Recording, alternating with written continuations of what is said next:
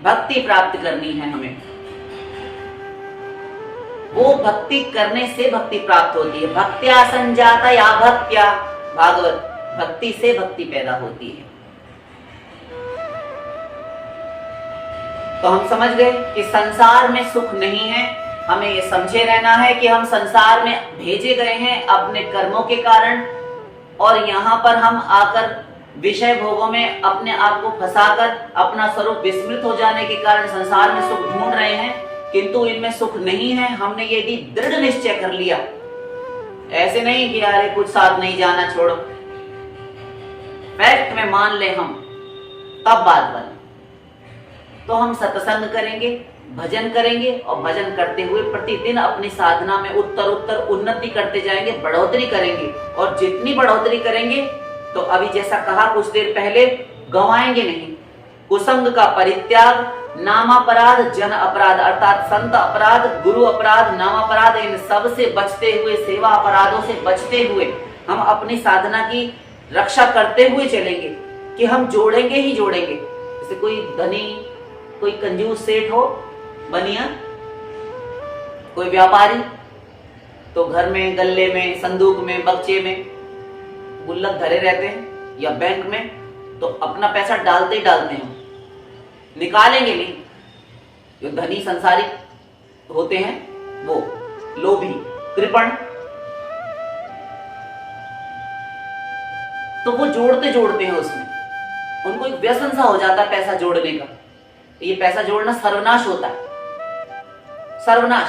आवश्यकता भर के लिए तो रखे, किंतु जो जोड़ जोड़ कर रखता है वो चोर है, सब नष्ट कर दिया जाएगा एक क्षण में। तो उसी प्रकार वो साधक अपनी साधना की पूंजी की रक्षा करे। कैसे करें? देखो, जब साधना करने बैठे तो जय भी देर करो, जितनी देर आसन पर।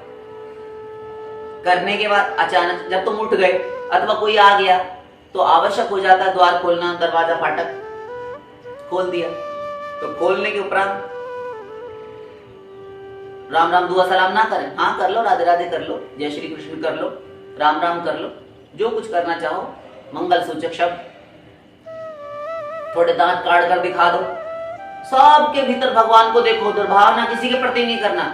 किंतु वो शरीर से जो गलत कर्म करता है, इनको भी तुम समझे रहो, ये दुर्भावना के अंतर्गत नहीं गिना जाता। सब महापुरुषों ने ये सब काम किया। तो इस प्रकार अपनी पूंजी की रक्षा करें, और साथ साथ ये समझे रहे कि इसके भीतर जो आत्मा है, उसके भीतर तो परमात्मा बैठे हैं, क्योंकि यह आत्मनि तिष्ठति, वेद कहता है। ईश्वर सर्वभूतानां हृदयेषु अर्जुन तिष्ठति, ईश्वर समस्त प्राणियों के हृदय देश में बैठा हुआ है। तो प्रियालाल को देखे, किंतु उसके दोषों को समझे रहे कि ये आया है या आई है, तो ये आकर इधर की उधर की बातें, पंचायत और दुनिया भर का कूड़ा कबाड़ा सारा लाकर हमारे घर में डालेगी। और ना सिर्फ घर में डालेगी, माहौल जो सात्विक है, भजन से हमने यहाँ का पर्यावरण शुद्ध किया है। क्योंकि जब कोई भजन करता है तो उसके शरीर का ऑरा परमाणु प्रस्फुटित होता है, प्रखरता से उसका तेज जो होता है वो आलोक आभामंडल उद्दीप्त होकर उस एरिया को, उस क्षेत्र को शुद्ध रखता है। और जब कोई कुत्सित कर्म वाला, कोई गलत पापी, व्यभिचारी, दुराचारी, कामी, क्रोधी ऐसा व्यक्ति आता है जो दूसरों को व्यर्थ उद्वेग में डाले, तो सब सत्यानाश हो जाता है। अति संघर्षण जो कर कोई, अनल प्रगट चंदन ते होई। उस महात्मा तक के हृदय में आग लग जाती है, पसंद नहीं करते वो। बड़े बड़े महापुरुषों को क्रोध आ जाता है फिर, तो वो साधक किस गिनती में भला। तो इसीलिए अपनी साधना की रक्षा करनी है, उसे सोच समझकर कि ये आया है अथवा आई है, मैं बचा रहूं। हमको पता है कि इसका नेचर क्या है। बस एक बार समझना, बार बार तो समझना नहीं। जो हमको पता है वो नहीं समझेगा, वो नहीं समझेगी, वो नहीं मानेगा, वो नहीं मानेगी। हमें उसका संग नहीं करना है। थोड़ा सा उसको चाय पानी मत पूछो, हाँ, उससे बात मत करो। थोड़ी देर बैठेगा, बैठेगी, चला जाएगा, चला जाएगी, चली जाएगी, बाहर निकल जाओ घर से, उसको छोड़ दो। अथवा सही सही शब्दों में उसको कह लो, देखिए आपके आने से ऐसी ऐसी बात होती है और हमको ऐसी बातें पसंद नहीं, आप देखिए प्लीज मत आया कीजिए, कृपा करके आप कृपया पधारिए अपने घर, और हो सके तो आप मत आया कीजिए, गेट आउट मत कह दीजिए उसे। किंतु सभ्य शब्दों में आराम से समझा दीजिए। उसको ये लगना चाहिए कि हमारी वंचना हो गई। अजी ऐसे कैसे कर दे, फिर वो बुरा मान जाए, आग लगे, सभ्यता के नाते तो करना पड़े, आग लग जाए ऐसी सभ्यता को। ऐसी सभ्यताएं दिखा दिखा कर तुम्हारा सर्वनाश हुआ। क्या किया?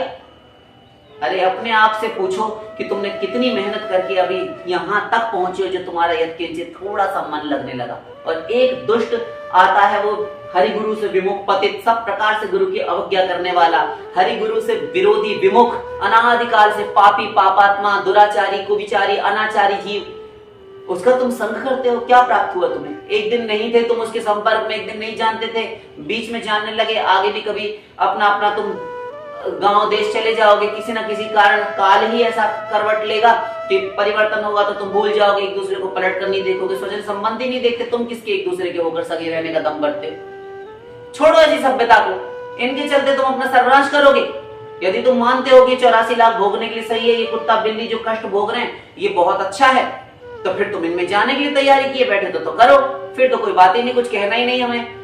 किंतु यदि मानते हो कि दुख है तो तुम्हें हरि गुरु की आज्ञा के अनुसार ही अपना जीवन ढाल लेना होगा। और इन सबको अपनी सगी माँ बाप बेटा स्त्री पति यार दोस्त सबसे दूर, ये सब तुम्हें संसारिक बातें कर करके मस्तिष्क में मन में गंदगी भरेंगे, माया के चिंतन से भर देंगे और तुम्हारी जो थोड़ी सी साधना की पूंजी थी उसे नष्ट कर देंगे। जो अग्नि थोड़ी सी अभी जली थी ना, प्रज्वलित ज्योति ईश्वर प्रेम की, उसके ऊपर ये बुझा देंगे, उसे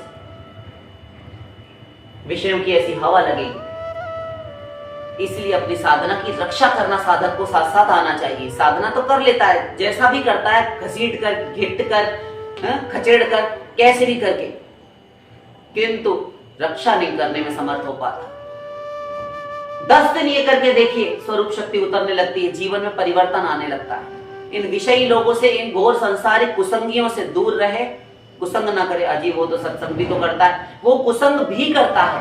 सत्संग करने का अर्थ ये कदापि नहीं कि वो महापुरुष है। जब तक कोई संत ना हो, महापुरुष ना हो, तब तक तुम्हारे लिए खतरा है। अरे वो सत्संगी है तो कुसंगी भी है, अपने से ही देख लो। तुम्हारे पास इतना तत्व ज्ञान 10 वर्षों से 20 वर्षों से दिया गया, इतने भजन उपासना तुम करते हो, किंतु तुम्हारा एक आध क्षण तो अवश्य ऐसा होता होगा, आधा एक घंटा, कि जब तुम्हारा पतन होता होगा, तुम्हें काम आता होगा, तुम्हें क्रोध आता होगा, तुम्हें लोभ आता होगा, मद मत्सर अहंकार, ये सब होता है सबको। सब अपनी अपनी जानते हैं, कपड़ों के भीतर सब नंगे उघाड़े हैं, सब, ये सब का हाल सब जानते हैं कि मैं क्या हूं। हरि गुरु से क्या छिपेगा? संसारिक लोगों से छिपा लो, गुरु सब देखता रहता है। तीक्ष्ण भेद देने वाली दृष्टि गुरु की, वो सब देखता रहता है, किसका एकांत कितना पवित्र, कितना अशुद्ध है। तो अपनी रक्षा करना आना चाहिए। जब तुम रक्षा नहीं कर पाते अपनी, वो क्या करेगा? वो भी तुम्हारी तरह ही तथाकथित सत्संगी है, कुसंग वो भी करता है। अभी तो प्रकृति के वश में है, अंडर में, तो भजन क्या करेगा वो? जितना पाप उसके भीतर है, उस पाप का फल भी उसके संग के कारण तुम्हें मिल जाएगा।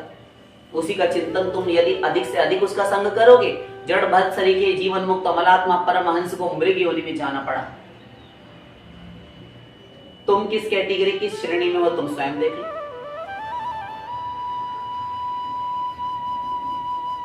तो संसार में जो आज आ रहे हैं उनको देखो और समझे रहो कि हमें भी एक दिन जाना है।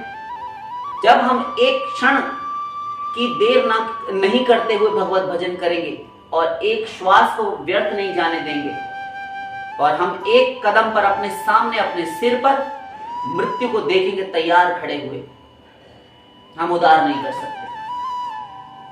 जब देखेंगे कि मृत्यु हमारे निकट है, समीप है, बिल्कुल पास खड़ी, और कब आ जाए कुछ पता नहीं। न श्व उपासीत को ही पुरुषस्य श्वो वेद, वेद कहता है कल कल की उपासना मत करो मनुष्यों, कौन जानता है कि मृत्यु कब आ जाए। न श्व उपासीत को ही जानाति कस्याद्य मृत्यु कालो भविष्यति, महाभारत भी कहता है कौन जानता है कब मृत्यु का समय आ जाए। इसीलिए प्रत्येक क्षण अपना होश में रहते हुए व्यतीत करना चाहिए भगवत भजन से। भगवान नाम जब सतत तुम्हारे जिह्वा से, तुम्हारे मन अंतःकरण पर, तुम्हारे श्वासों के तारों पर चलता रहे, और जब ये चलता रहेगा, स्मरण करते रहोगे, अपने आप ही संसार का त्याग हो जाएगा। घर में रहकर भजन करके भगवत प्राप्ति महापुरुषों ने की है। एक कदम पर मौत को खड़ा देखे। नारायण जी भी कहते हैं, ना दो बातन को भूल मत जो चाहत कल्याण। नारायण जी कहते हैं कि दो बातों को मनुष्य मत भूलो, जो अपना कल्याण चाहते हो तो। क्या? नारायण एक मौत को दूजे श्री भगवान। नारायण जी कहते हैं कि एक मृत्यु को मत भूलो, दूसरे भगवान को मत भूलो। लोग तो यही कहते हैं कि भगवान को कभी नहीं भूलना चाहिए। स्मर्तव्यम सततम विष्णु विस्मर्तव्यो न जातुचित। पद्म पुराण। लगातार सततम विष्णु, लगातार विष्णु का चिंतन करना चाहिए, शास्त्र कह रहा है। नारायण जी शास्त्र महापुरुष हैं, अपना सिद्धांत शास्त्र से हटकर भी दे सकते हैं, क्योंकि वो भगवत प्राप्त है। वो शास्त्र से हटकर कर सकते हैं, हम नहीं कर सकते। तो सब स्मरण करने के लिए कहते हैं भगवान का। और नारायण जी कह रहे हैं कि दो बातों का स्मरण करो, दो बातों को भूल मत। आप बताइए, नारायण एक मौत को दूजे श्री भगवान। भगवान को स्मरण बाद में करना मनुष्य हो, तुम मौत को पहले स्मरण करो। क्यों? इसलिए कि यदि भगवान को तुम भूल जाते हो, मृत्यु को पहले स्मरण करोगे, तो भगवान की विस्मृति कभी होगी नहीं, विस्मरण होगा नहीं, विस्मृत नहीं होंगे भगवान। अपने आप याद रहेगा कि हमारी मृत्यु कब आ जाए। अभी कहा ना महाभारत में, को ही जानाति कस्याद्य मृत्यु काल भविष्यति। कौन जानता है कब मृत्यु आ जाए। इसलिए तो मृत्यु यदि पास खड़ी देखेंगे, तो ये गफलत में, जो हम धोखे में जी रहे हैं कि हमारा तो कुछ नहीं होगा, हम तो 100 साल पार करके ही जाएंगे, ये बचकाना मिजाज अपना त्याग देंगे। यही सबसे बड़ा आश्चर्य है कि हम स्वयं को मरने वाला नहीं मानते कि हम अभी नहीं जाएंगे। तो आशा करते हैं समझ गए होगे।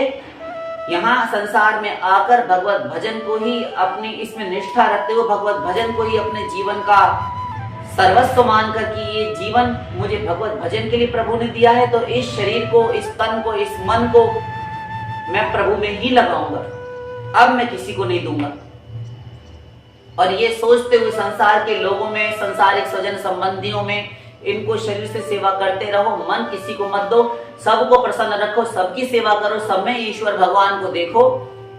इनका अपमान, इनको बुरा मत कहो, इनकी निंदा आलोचना मत करो, इनको दंड मत दो, इनसे घृणा नफरत द्वेष मत करो, क्योंकि उनके भीतर भी प्रियालाल बैठे हैं, ये भावना रखो। क्योंकि भक्ति मार्ग में किसी से द्वेष, किसी से नफरत, ईर्ष्या नहीं होनी चाहिए। भक्त का अंतःकरण तो शुद्ध होना चाहिए, और अंतःकरण शुद्ध करना है साधना करके। और यदि किसी से द्वेष, किसी एक जीव से, प्राणी मात्र से द्वेष यदि हुआ, तो अंतःकरण शुद्ध नहीं हो सकता। सब में भगवान को देखो, माँ में, बाप में, बेटे में, स्त्री में, पति में, यार में, दोस्त में, अड़ोसी में, पड़ोसी में, जड़ पदार्थों में भी। और ये नहीं कि आपको कहा जा रहा है, शास्त्र का वचन है, खम वायुमग्निम सलिलम महिम च ज्योतिषि सत्वानि दिशो द्रुमादीनि सरितत् समुद्रांश्च हरे शरीरम यत्किंच भूतम प्रणमेद अनन्य। भागवत श्री कृष्ण कहते हैं उद्धव से, खम वायुमग्निम सलिलम महिम च ज्योतिषि सत्वानि दिशो द्रुमादीनि। समस्त पेड़ पौधों में, नदियों में, तालाबों में, समुद्र में, जलाशयों में, पंच तत्वों में, पृथ्वी जल तेज वायु आकाश, समस्त प्राणियों में, तारामंडल, नक्षत्र, ग्रहमंडल, सोलर सिस्टम, सब में यत्किंच भूतम, जो कुछ प्राणी पदार्थ हो, प्रणमेद अनन्य, अनन्य भाव से, अर्थात मेरी भावना करके प्रणाम करे। मैं हूं वासुदेव सर्वमिति स महात्मा सुदुर्लभ। गीता। फिर कहा, भगवान ही बोल रहे हैं दोनों ग्रंथों में, वासुदेव सर्वम इति, सब जगह भगवान को देखता है। यो मयि पश्यति सर्वत्र सर्वम च मयि पश्यति तस्याहं न प्रणश्यामि सच में न प्रणश्यति। जो मुझे सब जगह देखता है और सब जगह को मुझ में देखता है, सबको मुझ में देखता है, मुझको सब में देखता है, वो मेरी दृष्टि से और मैं उसकी दृष्टि से ओझल कभी नहीं होते अर्जुन। सिय राम मैं सब जग जानी, करऊं प्रणाम जोरी जुग पानी। दोनों हाथों को जोड़कर मैं सिय राम, मैं सीता राम, मैं संसार को, स्त्री पुरुषों को मानकर प्रणाम करता हूं। बालकांड ऐसा होता है। तो सबको प्रणाम करते हुए चले। प्रणाम करने में कुछ अपना घटता नहीं, नष्ट नहीं होता, दीनता आती है, अंतःकरण शीघ्र शुद्ध हो जाता है, परिमार्जित हो जाता है। भगवान तत्क्षण आकर हृदय में अवरुद्ध हो जाते हैं और भीतर बैठकर ज्ञान दीपेन भास्वता, भगवान ज्ञान रूपी दीपक से उसके हृदय के गहन अंधकार को निवारण कर देते हैं, दूर कर देते हैं अज्ञान अंधकार को। जो भगवान का भजन करता है, भगवान कहते हैं मेरा जो भजन करता है, मुझसे जो युक्त होता है, उसके भीतर बैठकर ददामि बुद्धि योगम तम येन माम उपयान्ति ते। जो मेरा भजन करता है उसको मैं भीतर बैठकर ज्ञान देता हूं, उसको शास्त्र वेद पढ़ने की आवश्यकता नहीं होती। जैसा उसका भजन वैसा ज्ञान। जितना अधिक शरणागत उतना अधिक ज्ञान। यही कारण है कि महापुरुष जब बोलते हैं तो उनका एक वाक्य समस्त वेद शास्त्रों पर भारी। जहां बड़े बड़े राजा आपस में जूझ मरते हैं, मार काट हिंसा करने के लिए रणभूमि में उद्यत हो उठते हैं, वहां पर जहां पर एक महामहिम चक्रवर्ती सार्वभौम सम्राट की तलवार कुंठित हो जाती है, वहीं महापुरुष का एक वाक्य काम कर जाता है। उसके वचनों में बल होता है, भगवत भजन का बल।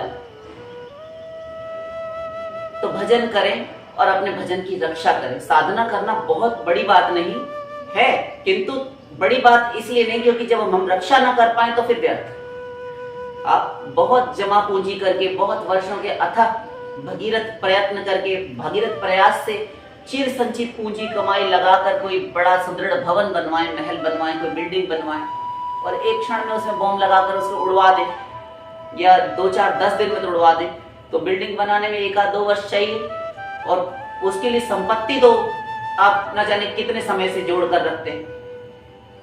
20-25-50 वर्ष की मेहनत एक क्षण में नष्ट हो जाती है। तोड़ने में, नष्ट करने में, ध्वंस करने में, विध्वंस करने में अधिक समय नहीं लगता, सदा बनाने में, जोड़ने में, सृजन में समय लगता है। तो ये जो आप साधना कर रहे हैं, ये अपने आप को लिख रहे हैं, अपने आप को लिख रहे हैं, रचना कर रहे हैं अपने एक भावी जन्म की। यदि भगवत प्राप्ति इस जन्म में ना भी कर पाए तो भी अपना पुनर्जन्म, दूसरा जन्म तो लिख रहे होते हैं। प्रत्येक साधक लिख रहा है अपने आप को। और यदि हम अपने सही शब्द, ये भी हमारे वाक्य, किंतु यदि सही कहें तो प्रत्येक मनुष्य अपने आप को लिख रहा है। वो चाहे दैवी संपत्ति से युक्त हो या तामसी आसुरी संपत्ति से युक्त हो, सात्विक राजस तामस, लिख प्रत्येक प्राणी रहा है। क्योंकि जो मनुष्य बनकर कर्म कर रहा है, स्त्री बनकर जो मनुष्य शरीर लेकर कर्म कर रहा है, उसके अनुसार उसको फल मिलेगा। और साधक भी लिख रहा है, जितना वो लिख देगा उससे आगे उसको लिखना होगा। और यदि भगवत प्राप्ति कर लेगा तब समाप्त, ये लिखना तभी समाप्त होगा। तो ये जो आप साधना कर रहे हैं, ये आप अपने अगले शरीर की प्राप्ति के निमित्त कर रहे हैं। और आपके किए हुए कर्म जो साथ साथ जो भगवत भक्ति आप कर रहे हैं, साथ साथ जो दुष्कर्म पापाचरण भी हो रहे हैं, नामापराध भी हो रहे हैं, उसके अनुसार मिला जुलाकर ही फल तैयार होगा। तो वो शरीर भी निर्धारित हो जाएगा कि इसके अनुसार ऐसा शरीर, ये इसको योनि, ये गति की प्राप्ति होनी चाहिए और करा दी जाए।